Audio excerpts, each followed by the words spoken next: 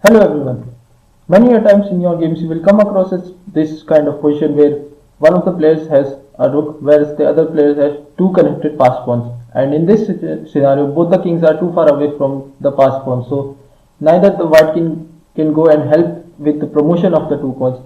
And similarly the black king is too far away to prevent them. And so it is a straight fight between the rook and the two pawns. So in this example, white will always certainly push one of these pawns so that the other pawn defends it and try to get a queen. Now for black, the only way to win is to get behind the forwarded pawn. Now in this position, white can either push the c pawn. If it does so, then we will simply capture the d pawn and then get behind the c pawn and capture it. And so it's a rook against king, king and rook against king, and so it's completely winning for black. But instead, if after the say white does not push the pawns, instead makes a move with the king. So now we will go behind the passed pawn, that is rook to d5, that is alongside the c pawn and just behind the d pawn. Now white can either move d7 and will capture this pawn, and if it pushes the c pawn, again we go behind it, and hence the king is too far, we will just capture the pawn. Or instead of it, white can, in this position, instead of pushing the d pawn, it can push c6. So now we will capture the d pawn and again get behind the pass pawn, and again even though white gets the queen, we will capture it, and again it's the same scenario. So it's a completely winning scenario, but the only thing is that the rook has to come behind the two pass pawns. Now this scenario works only if the two pass pawns here in the starting position are in the 5th rank. But what if they are in the 6th rank? Now in the earlier example we saw that the two pawns were on the 5th rank, but this time they are on the 6th rank, and again white to move, and white will push one of this pawn.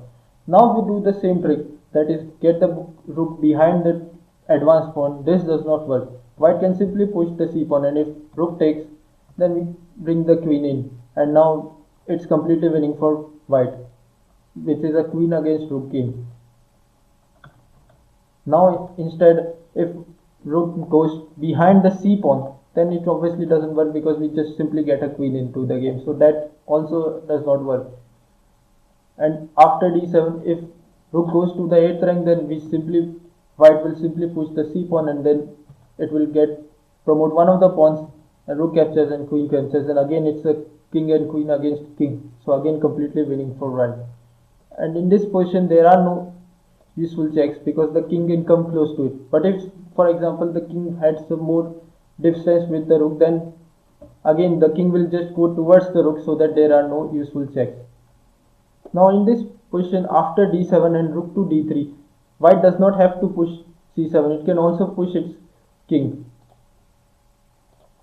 and still be winning, even if the rook goes behind the two pawn, because now white will again push the c pawn and still be winning. So again this also does not work.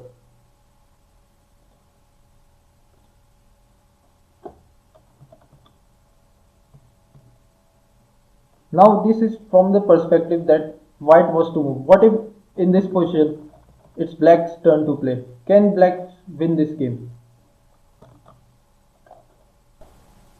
This time it's again the same position. The two pawns are on the 6th rank, but it's black to move. But again it is completely winning for white, even if it's black to move, and we can see that. Now again rook will try to go behind one of the two pawns, so white will push the pawn. Now again if we go there, this doesn't work, simply push c7, and now if rook captures we get the queen. So again this does not work for black.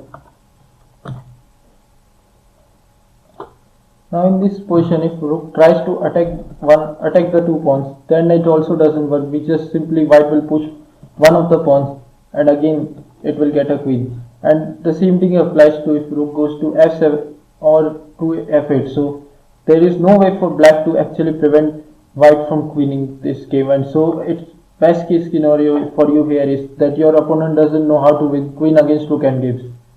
So yeah, so from which we can see that rook against two passed pawns on the 6th rank, then the two passed pawns are much more powerful than the rook if they are connected and on the 6th rank. But if they are either not connected or not advanced up to the 6th rank, then the rook is more powerful. So hopefully you enjoyed the video, and thanks for watching.